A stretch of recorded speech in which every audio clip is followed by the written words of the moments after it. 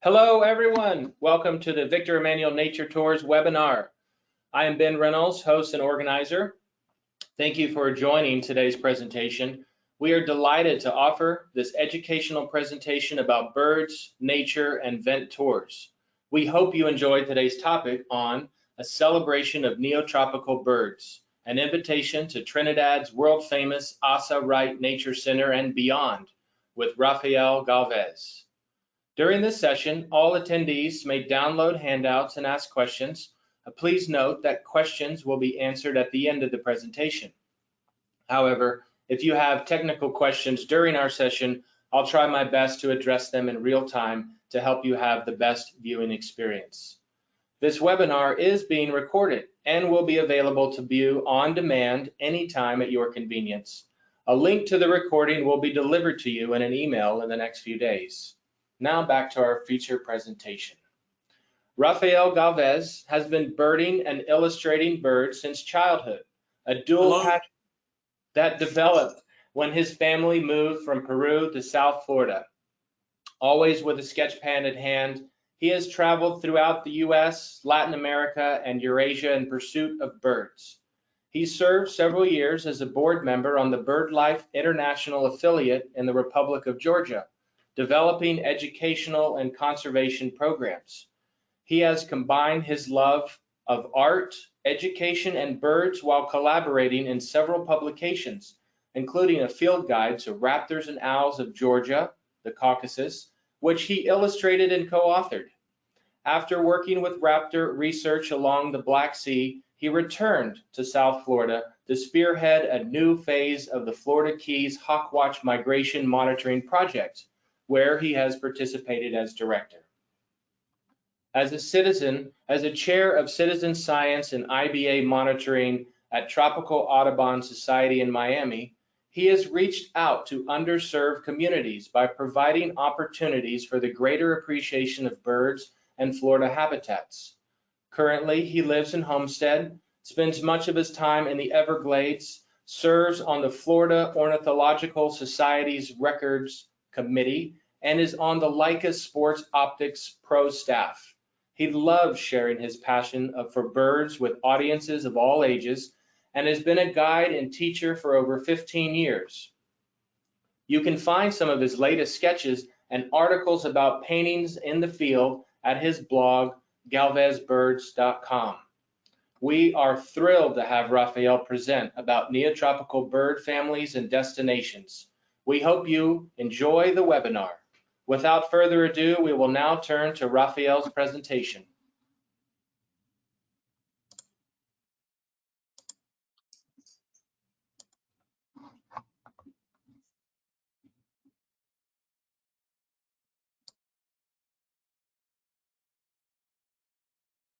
Hello, everyone. How are you all? Thank you for joining me. I hope that you're doing well wherever you are. I wish I was with you. In this presentation, I will give a brief introduction to some of the birds that make the Neotropical region distinctive. I will use the island of Trinidad as a focal point and will invite you to join me February 10th through the 17th of 2022 on a tour based out of the fantastic Asa Wright Nature Center. You may also want to consider other destinations in the Vent catalog, such as Belize, Panama, or Costa Rica, that similarly offer a sampling of neotropical birds that are bound to be interesting to beginners and advanced bird lovers alike. I will have more information about those options at the end of the presentation. Trinidad is one of the best destinations for gaining an introduction to neotropical birds, particularly the Asa Wright Nature Center and Lodge. It is just a few miles north of the coast of Venezuela, so the bird life has a general South American composition, but without the daunting diversity found in Colombia or Peru.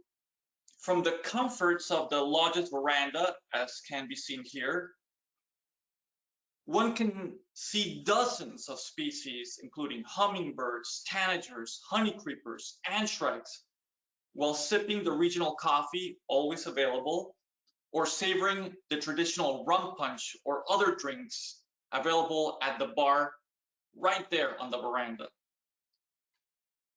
Trinidad is an island, part of the Republic of Trinidad and Tobago, an independent, friendly, and stable nation at the southern end of the Caribbean Sea. You can see it right there at the bottom right in red. During our tours, we only visit Trinidad and not Tobago because we love the fact that we're based entirely out of a single, renowned, and comfortable lodge. You can see how close Trinidad is to Venezuela, almost embraced by it. It is about the size of the US state of Rhode Island, with more than 450 recorded bird species, and folks speak English there. So when we refer to the Neotropical region, we're talking about one of the broad biogeographic divisions we use to understand the distribution of organisms. Most of us, I assume, are in the US, therefore in the Nearctic, which has a relatively low diversity of bird species. On the other end of the spectrum is the Neotropical region south of us. In this map, you can see how it includes South America, Central America, the islands of the Caribbean Sea, north to Mexico's Yucatan Peninsula and Sierra Madre. It holds the richest bird life on the planet, with roughly 3,800 species, representing 90 bird families. A whopping third of those families are endemic to the region, meaning that they're not found elsewhere on Earth. We're talking about many iconic bird families that exemplify the region. For example, toucans, which are probably best known for their bills. The truth is that despite their size, the bills are quite light because they're composed of fine, spongy keratin inside. These bills may be used for displays or confrontations, but are mostly useful when feeding, helping toucans extend their reach when picking fruit or reaching inside a nest to steal an egg. However, recent research has demonstrated that the bills are excellent thermoregulation systems, allowing toucans to radiate heat away from their bodies, cooling the birds during hot weather. What I will do during this presentation is share with you a number of photos taken during prior event tours in Trinidad. However, I will also feature a number of paintings made by various artists that have visited the Asa Wright Nature Center to work directly from the easily accessible bird life found there. Trinidad and the bounty of birds seen from Asa Wright are a destination that has long been coveted by nature artists and bird lovers. Here is a beautiful watercolor painting of channel-billed toucans done by the legendary Arthur Singer during the late 1980s. Most may be familiar with Arthur Singer as the illustrator of the Golden Guide's Field Guide to Birds of North America, published in the 1980s. This painting was done for a 1987 article in Audubon magazine about Asa Wright. At that time, the artist associated with Trinidad had been Don Eccleberry, who was not available for the article. So legend says that Singer's feature on the article created a rift between the two longtime friends, and that Eccleberry never again spoke to Singer. So now I will show you a painting by Eccleberry done about 10 years earlier. Another endemic neotropical bird family is the motmots. There are currently 14 motmot species, with one endemic to Trinidad, the Trinidad motmot. These are woodland birds. One of the most distinctive aspects of motmots is a long tail, which is often wagged when the bird is agitated, as can be seen with this Trinidad motmot, and in several species, the barbs near the end of the longest central tail feathers fall off after constant preening or abrasion, leaving that racket-like effect to the tail. As I said, this painting was done by Don Eckelberry. Most of us may not be old enough to know his work. It was best known from a pair of Audubon Society guides to North America, the Audubon Waterbird Guide and the Audubon Landbird Guide, published in the 1940s. They're beautiful guides. This painting, however, was featured as one of several full-page portraits in the first guide to Trinidad, published in 1980. A little bit of background: Eckelberry was co-founder of the Asa Wright Nature Center. When he first visited the property on Trinidad's northern range, it was a forested estate owned by the Icelandic charismatic Asa Wright, which had fallen on hard times. As agriculture in the estate declined and quarry companies wanted the land, Asa used the estate to host guests visiting the nearby Simla Tropical Research Station, established by the New York Zoological Society under William Beebe. Long story short, the property soon became renowned for its bird life and hospitality at the estate, and Eckelberry was instrumental in fundraising to purchase the property for conservation and research, welcoming birders and artists. Then there are the Antbirds, encompassing several neotropical families and hundreds of species. Most are cryptic and rather mysterious, seldom seen, but often heard as they complete the atmosphere of their habitats through their vocalizations. Here's a portion of a stunning plate done by the super talented Debbie Kaspari.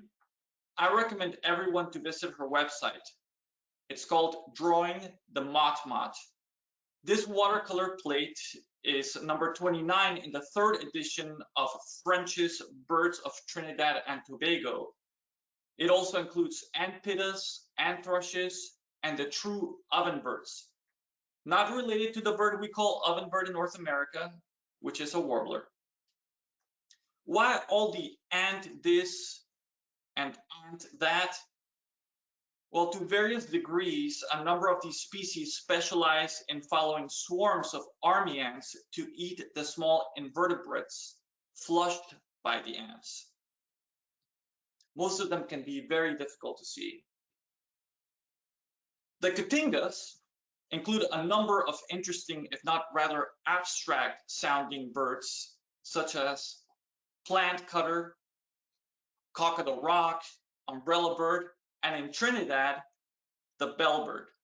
The most common and rather conspicuous is the bearded bellbird.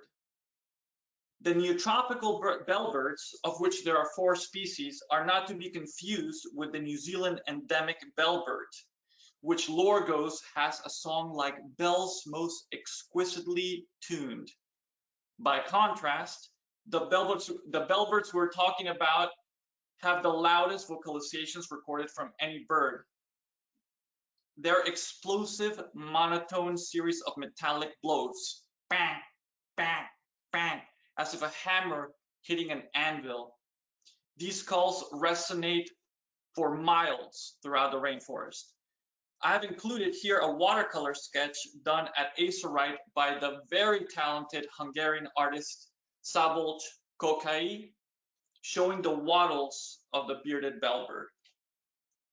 Another family is the mannequins, not to be confused with the mannequins, with double N and an I, which are the wax bills of the old world.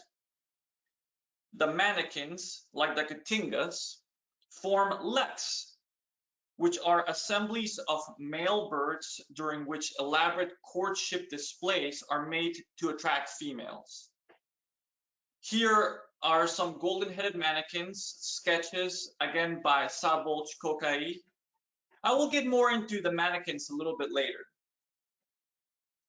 The oilbird is one that many folks have never heard of.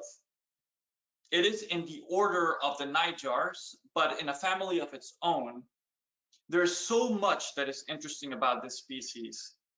It is the only nocturnal fruit-eating bird species that uses echolocation to travel and forage. Now think about that. It uses communal roosts in caves, perching horizontal on ledges, as shown in this handsome sketch by the Norfolk bird artist Steve Kale, who has done a beautiful series of sketches based out of the Asa Wright Nature Center.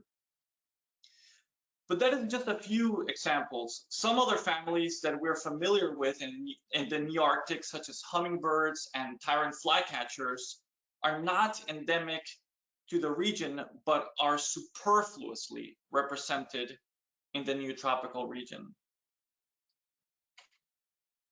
Some folks will be surprised to see tanagers on this list of endemic Neotropical families.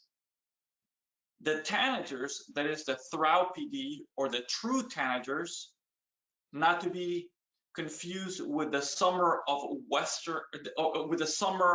and western tanagers that we're familiar with.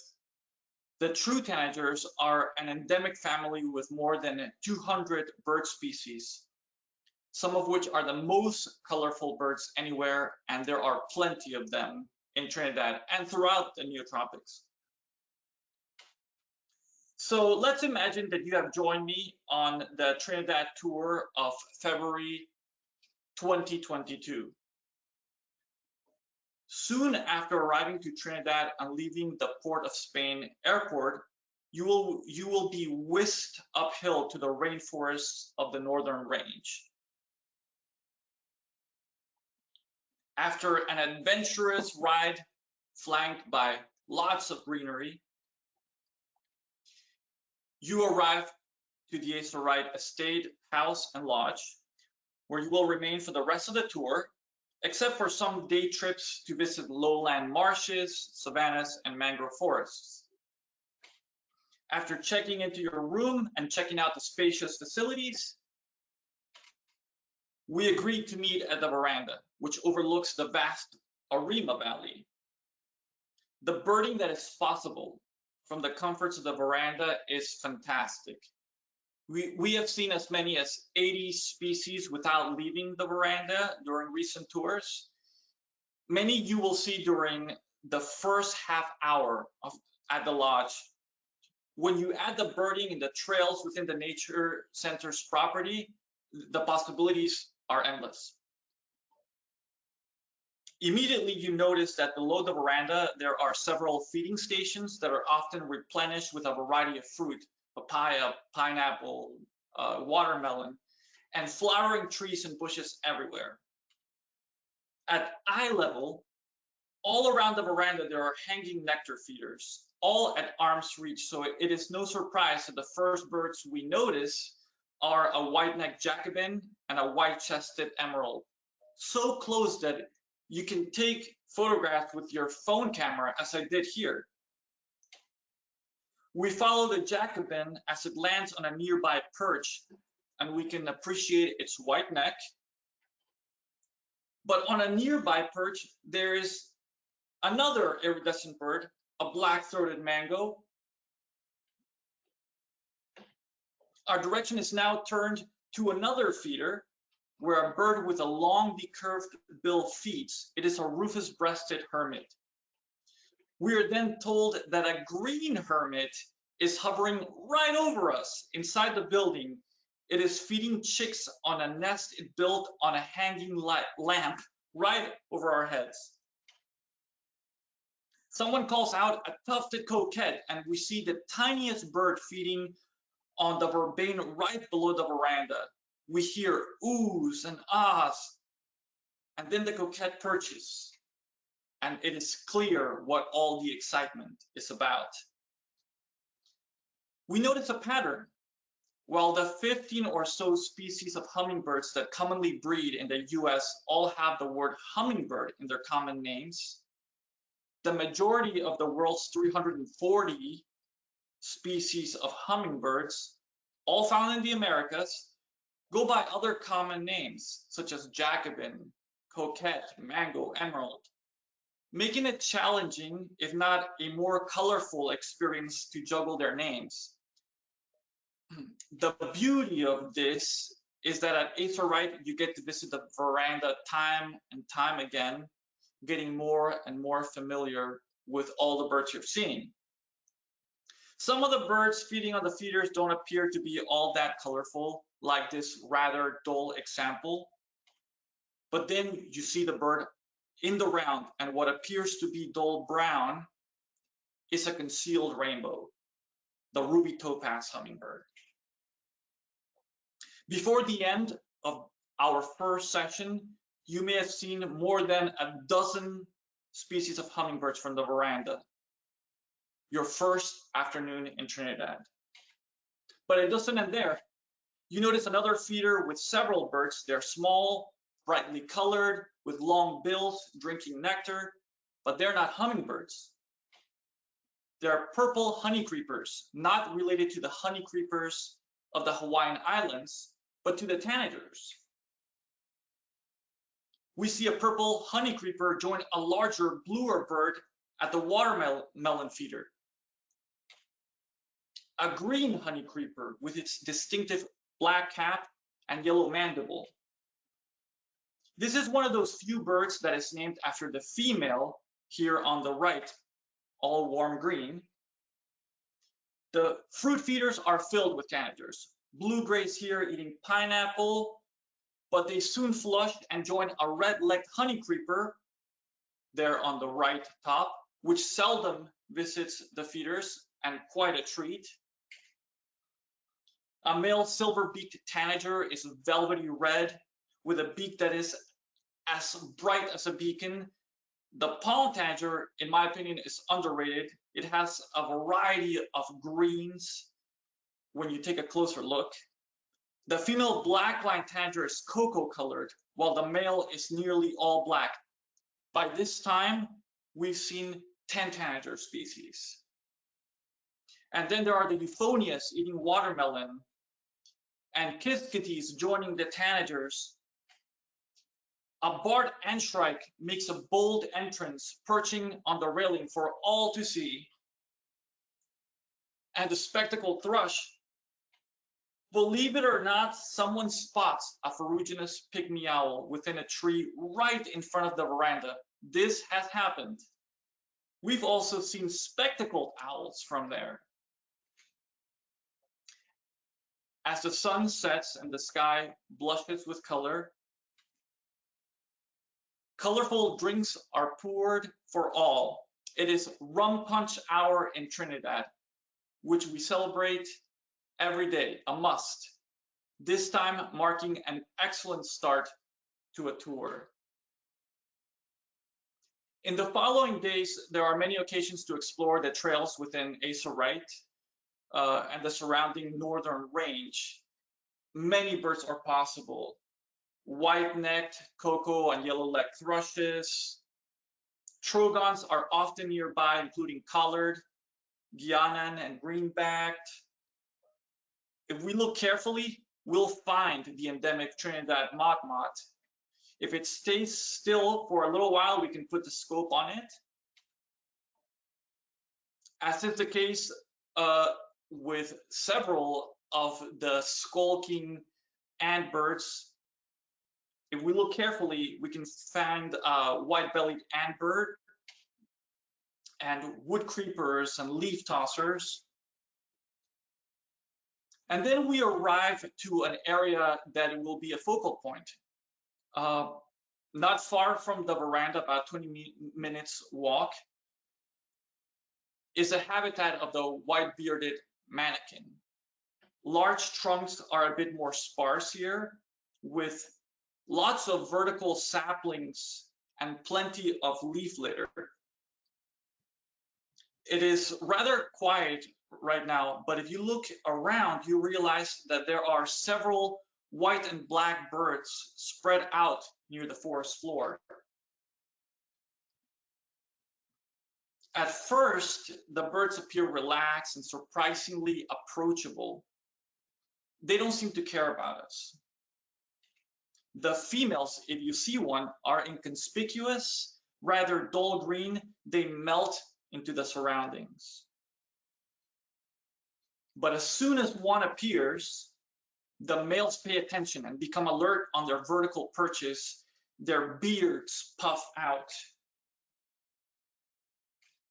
So I'm going to run you through this a little bit. Each male clears a court rather fastidiously, removing most leaves, as you can see here at the center, and any necessary sticks and debris to make it just right. There's a central, nicely vertical sapling, or dance pole if you may, and several surrounding vertical perches at the perimeter of the court. The male will perform an elaborate courtship display that has to be seen or experienced to be appreciated. It is truly remarkable, involving a series of leaps from perch to perch, ping-ponging back and forth, loud electric wing snaps that sound otherworldly, downward pole slides, and hopefully copulation. But we will not see any of it. We will just see a blur and hear this electric popping, because it is all done so fast that it takes a very high resolution camera to begin to capture it. So these are stills that I took from a video, and I'm going to sort of show you what the trajectory of the bird is, and then I'm going to show you the stills and see if you can follow, okay? First, the bird will start here at the top left with its beard puffed out.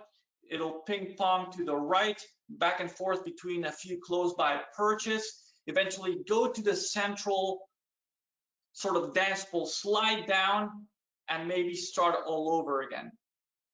Now, at one point in this circuitous dance, you'll see a yellow arrow where I'm going to point to a female that enters the court. Whether he copulates with her or not, I'm not sure, but here we go. You see him to the right? There's a female, and maybe he does it all over again. So the electric snapping of wings that we hear is actually a mechanical sound that is made by the hitting of the wings above the bird's back.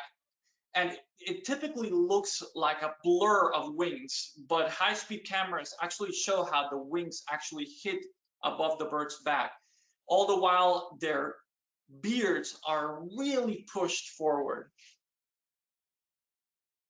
The other mannequin, the golden-headed mannequin, also has display grounds nearby.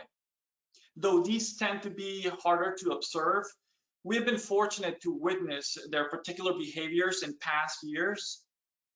No doubt the males are stunning, and the females, which are all green and rather nondescript, like the white-bearded mannequins, impress the males so much that the males engage in these otherworldly movements that are quite different from the white-bearded mannequins. Using a horizontal, well-elevated perch, males engage on a series of backward and forward slides, which they achieve by repeatedly tap dancing, exposing bright red thighs, followed by bows and upright posturing, flights back and forth to higher and lower perches, trying to impress a female. Truly fascinating.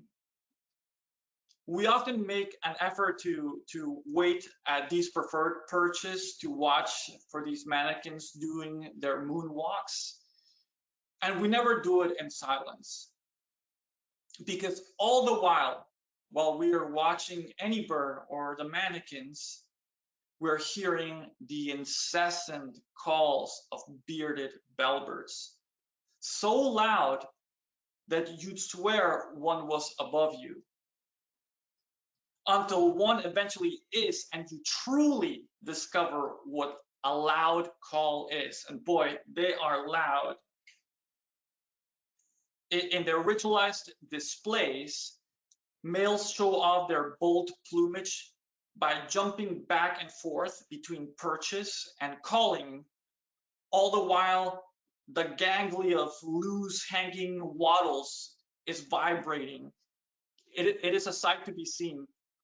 And males use up to 90% of daylight hours to engage in this behavior, while females are seldom seen. The displays are spectacular simply for their cacophony, and seeing those wattles vibrate, I'm telling you, it's something else. At Asa Wright, we also make a special trip to the Dunstan Cave, where we find one of the world's most easily accessible oilbird caves. Now, this is an enigmatic species that played significantly in the lore of Amerindians that once lived in the region. The harsh, haunting calls that you hear outside the caves, I can't do it. It's just haunting. Emitted by these birds make your spine crawl. So it earned them the name Little Devil or Diablotin. As I mentioned before, these are nocturnal. They eat a lot of palm and laurel fruits, plucked in flight, and they use echolocation and a strong sense of smell to find the fruit. They are rather large and brown overall. And when you finally get a good look at them, you see that they do resemble some kind of large nightjar. As we explore the northern range, we also hope for the endemic and critically endangered Trinidad piping guan, or Powie. We've gotten lucky in the past, but this bird is quickly declining. It is very sad, and you can see the campaign to save them along highways throughout Trinidad. I hope that they're successful. As we explore the lower savannas and agricultural region, we get to see an increasing variety of species, including jacamars, spinetails, caciques, flycatchers, cuckoos, various parrot species. We also visit marshes and the coastline, where we see many water birds, too many to get into with this presentation. But as a final treat, as the tour ends, we visit the Caroni swamp, where we take a pontoon boat tour, gently sliding through mangrove tunnels. The possibilities here are excellent. We look for boat-billed herons, green-throated mangoes. Recently, we saw several great-cowled rails scampering through the mangrove roots. From the small, such as American pygmy kingfisher and proboscis bats, to the bold, such as this confiding masked cardinal and this curious tree boa, much is found on the arching roots of the mangroves at Caroni. With care, we often find tropical screech owl hiding in the branches, common potu, I don't know if you see it there at the center, blending into the trunk, and straight-billed wood creeper. Eventually, we make it out to an opening where we will experience our grand finale. In recent years, we have seen flocks of American flamingos out there.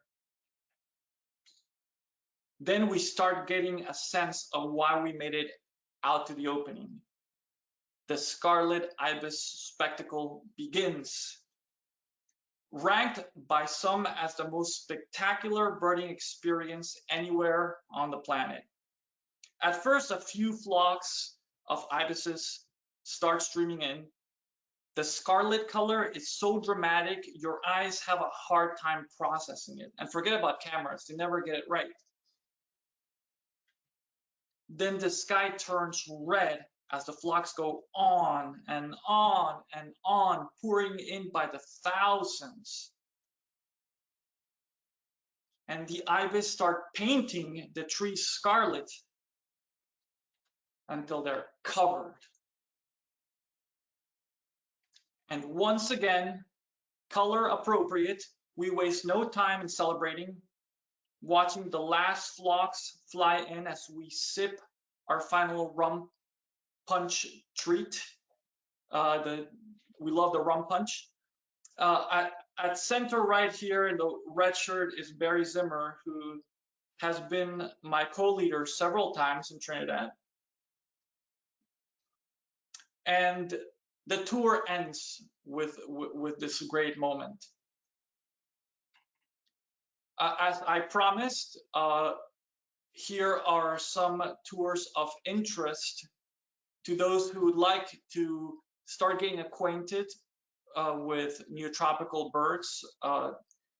This Trinidad tour does not take place until February of 2022, but if you can't wait to get out to the neotropical region, there are options in Belize, Costa Rica, and Panama, all led by fantastic van tour leaders. So thank you so much.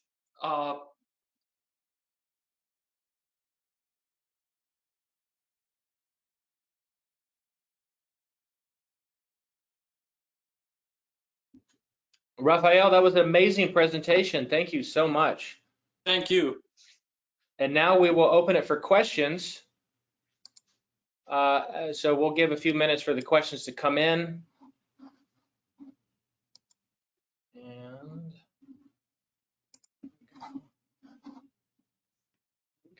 okay. Yeah, I hope I can answer them. There's a lot in there.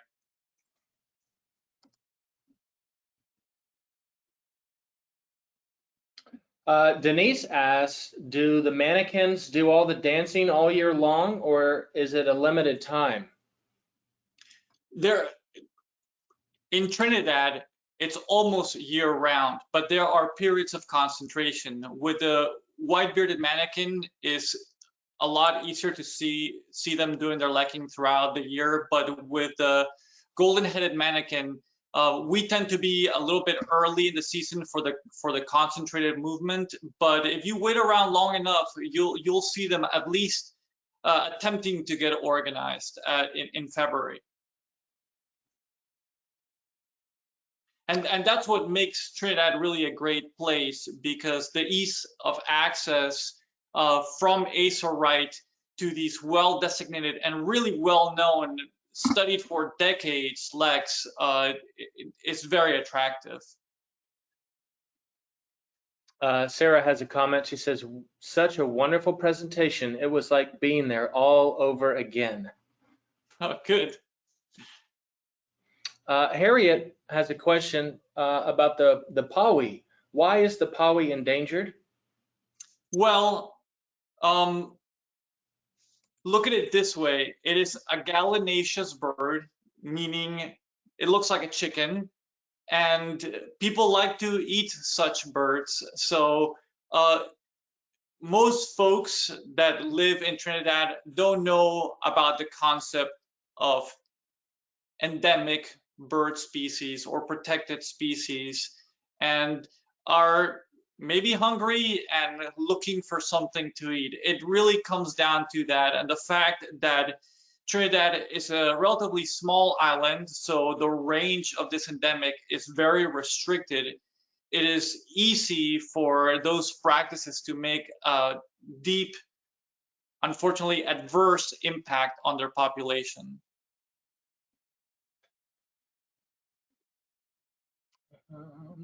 Wendy would like to know what is the altitude of the center? You know, that is a fantastic question, and I'm going to have to get back to you on that one, because I can't tell you off the bat, but I could probably look it up really quick, because it's a tricky question, because the Asa Wright property is actually displaced on the northern range, which is actually the tail end of the Andean range. So technically speaking, despite the fact that it is in an island, it is at the very tail end of the Andean range. So the property is really large and is displaced across a cross section of altitudes. And even the lodge itself, the central estate is in one location, but some of the more special sort of houses or rooms are even at different elevations. But I'll have to look into that real quick. Well, I'd like to take a minute to announce our upcoming webinar, and it will be next week. We've been doing them every 2 weeks, but because we're running up with Thanksgiving, the holiday week, we've decided to do it 1 week earlier. So next Thursday, November 19th, we will have Rick Wright, how to misidentify the sparrows. Subtly beautiful and beautifully subtle, the American sparrows are many birders' favorites, even for those of us who love them, though some of these sparrows present some of the most puzzling identification challenges in North America. And those challenges begin with figuring out just what is and is not a sparrow. As generations of birders have learned the hard way, no amount of head scratching and page turning can help us identify a sparrow that turns out actually to be a finch or a longspur. Join Rick Wright, Vent Tour leader and the author of the Peterson Reference Guide to American Sparrows, for an exploration of the most basic of all passerlid conundrums and a long list of hints and shortcuts to get us to the next step in sparrow identification. We hope you can join us. So back to a few more questions we have, Rafael. Sure, Ben. I have an answer that I gleaned from the Asa Wright website. It says that the altitude of the Asa Wright Nature Center is about 370 meters. That is 1,200 feet. I hope that helps. And a related question to that, what is the weather like in February in Trinidad? Well, it is actually relatively dry. It is the dry season.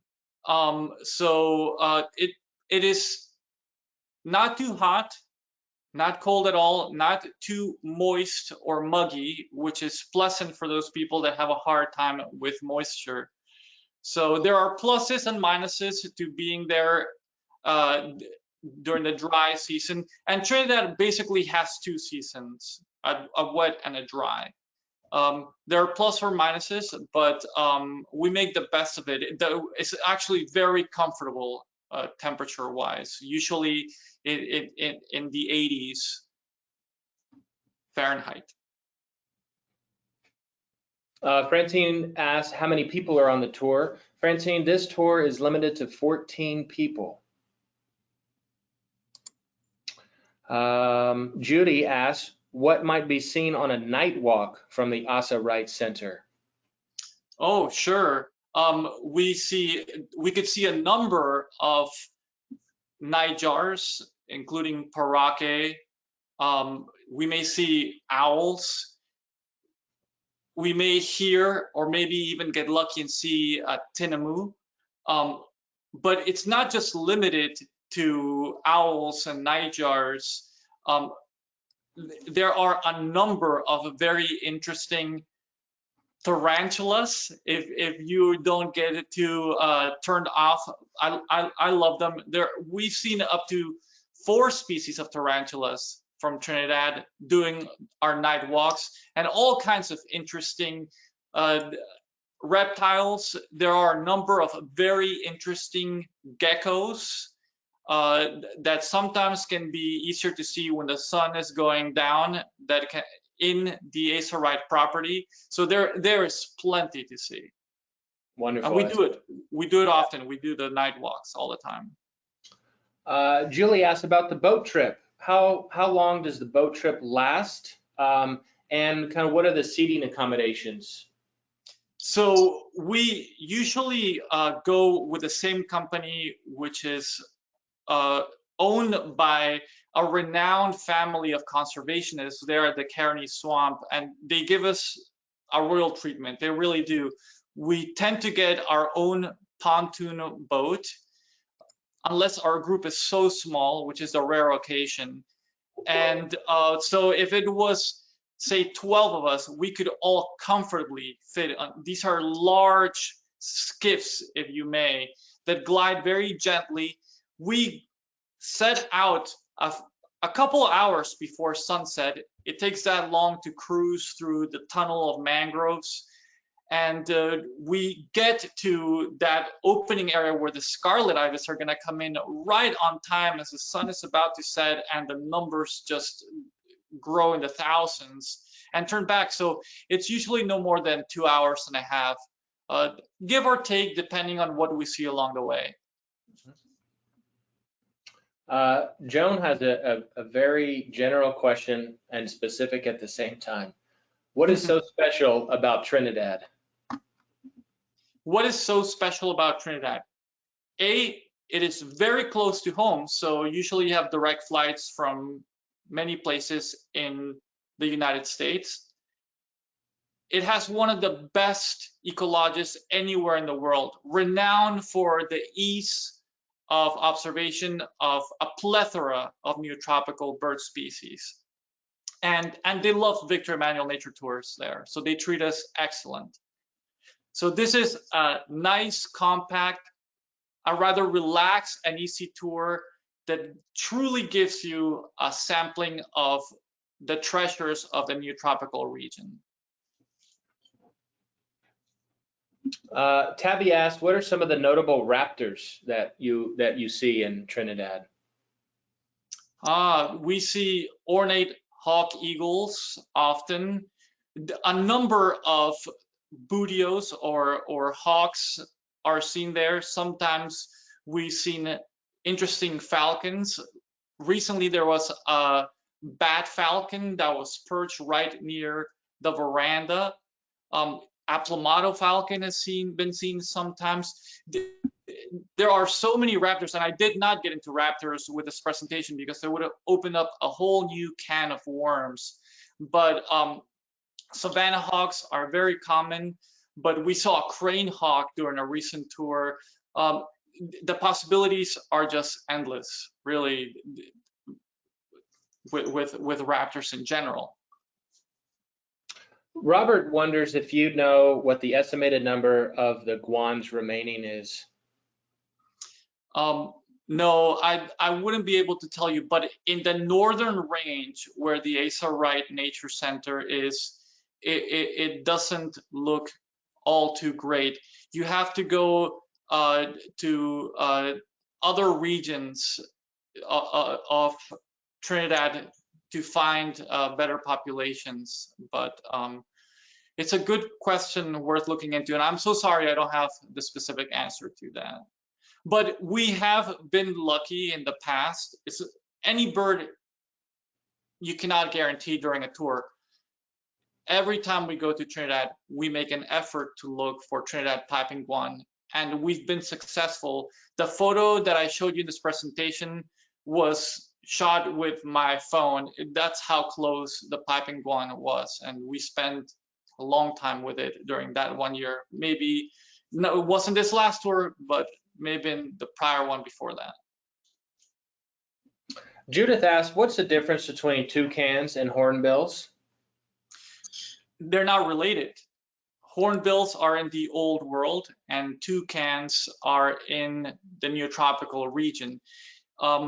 It's a case of convergent evolution where both have these long, broad, decurved bills that may or may not be used for similar purposes, but they have a completely different set of relations. It's convergent evolution. Joanne wonders if the tour still goes to an old airfield. Yes, we do go to an airfield where we look for nightjars and potus and owls. And there's also a very nice, it goes by a number of different names. Recently, it's been going by In Tech Park. It's an old airfield that is sort of fallow, so it's great for all these nightjars to rest. But it also has one of the rarest habitats in Trinidad, moriche palm habitat, where we find a number of specialties, including red-bellied macaws in that area. Well, and that might be part of answering this question. So interesting. This is from Valerie. So interesting to see all of the Trinidadian birds. I've been to Panama a number of times and to Belize. My question is, would I see many new birds there? You would see new birds, and you may see some old familiar friends, but you would certainly see new birds. Because of the fact that Trinidad is really part of Venezuela in a sense, if you look at it from a geological perspective. So while Panama and Belize are certainly west of that, the avifauna of Trinidad has a lot more in common with Venezuela. Marie asked, how do I sign up for the 2022 tour? And she loves the presentation, by the way. She's always wanted to go to Trinidad. And Marie and anybody else, contact the operations manager, Greg, at ventbird.com, or call our number, 1-800-328-8368. Great. And Marcia does confirm, it looks like she looked it up too, or she knew this, the altitude of Asa Wright is about 370 meters or 1,200 feet. Good. Well, I got it from their website, so they ought to know something, right? Exactly. Marianne asked, how large is the property and how much ground do you cover in bird treks? And if you could describe the terrain, is there mixed terrain? Are they pretty level? And what is the transportation to further away trailheads?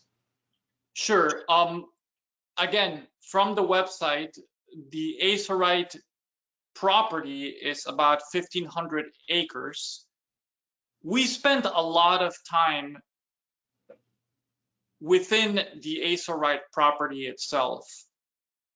Typically, we'll start the day optionally as early as anyone can come out and meet us at the veranda, because at the break of dawn, you're going to get to hear and see birds that you might miss if you show up 15 minutes or half an hour later. We usually start the day like that, and we usually close the day like that while drinking our rum punch. So we start in the morning with the locally grown coffee, and we end up with rum punch. But in the middle of the day, we do a combination of different things. We explore a number of the trails, most of which are within walking distance of the veranda. They're not strenuous. They range from easy to moderate, to look for the bellbirds or the mannequins, or to explore the road that leads out to the upper highway that can be excellent for all kinds of other birds, such as flycatchers and trogons. One day, we do a little bit more of a strenuous walk, which in my experience, everyone that's ever been on our tours has been willing and able to do, which is steps with a handrail going down to the Dunstan Cave where the oilbirds are and back up. And it usually is, it takes us about an hour and a half to 2 hours, everybody moving at their own speed. And we do daily treks, usually part of the afternoon, to nearby lowlands, to an agricultural station where we get to see some grassland birds and some dry forest birds. Another afternoon, we'll go to the Caroni swamp, the mangrove swamp, and then another part of a day we'll go to the Nariva wetlands, which are more freshwater savanna type habitat. And the way we get there is we work with guides that are a family of generations of local Trinidadian guides that also have their own vans. They're a little bit different from the vans that we usually use in the US, but they're comfortable, and we make sure that if we need more than one van, two vans, however much space required to make everybody comfortable and give everybody a seat by the window. I hope that answers it. James wants to know if you have any updates, or if you could talk anything about chiggers on the center lawns, and if it's recommended to wear muck boots throughout through the tour. Well, chiggers will be an issue when we visit some of the drier areas. Somebody had mentioned that landing strip, the AirTech field, that's typically, if you're gonna get chiggers, you're gonna get them there. There are a number of really great products that are available in terms of spraying your clothes ahead of time is what I would recommend. Not while you're wearing it, but maybe take off your clothes and spray it with some kind of mild aerosol. I would stay away from DEET. It may not be necessary, but some people swear by DEET. I'm not gonna get into the specifics of the chemicals because I know people different opinion about this. There's also lime that's available there at Asa Wright, and the locals swear by it. It's in a powder form, and the best thing to do really is to wear some kind of higher hiking boot, tuck your pants into your high socks, spray the outside of your pants or your lower pants and your socks, and maybe even coat it with some lime that is readily available there at Asa Wright, and take a shower as soon as you get back to your room, and you'll probably do pretty good with the chiggers. We have time for a few more questions. Craig asked, what are the chances of seeing the white-bearded manakin show? Oh, guaranteed. We always see some of it, and again, it's more of the experience of being there in this electric atmosphere and seeing the birds relaxed so close to you, and then all of a sudden they go into this frenzy, and you just see these blurs ping-ponging and this snap, snap, snap, snap everywhere. You can't really see what's happening, but you see the motion and you sense this electricity in the air. We always see it. If we continue doing our tours in February, guaranteed that some kind of white bearded manakin activity will be going on. And we make a point of visiting it usually a couple of times and spending a good quality time there. And our last question for today is, can you remind us why the oilbird has that name? Yeah, I thought about mentioning this, but I know people get saddened by this fact, so I'll mention it now. So the oilbird parents go to great lengths to forage on a lot of palm fruit and laurel fruit, which is rich with oil, and bring it back to the caves and feed it to their chicks. They'll fly miles and miles on end to find the right amount of fruit, and over a period of about 125 days, they'll feed their chicks, which will grow to be at times 3 times heavier than the parents before they fledge. And at that stage, they are so stuffed with the oil-rich fruit that in times past, these chicks would be used as the fuel for lamps. So Amerindians would climb up to gather the chicks and use them as fuel to light up their lamps. That's where the oilbird comes from. Well, Rafael, thank you so much for this presentation today. Oh, thank you all so much for joining us. And we hope to see you next time. Take care. Thank you.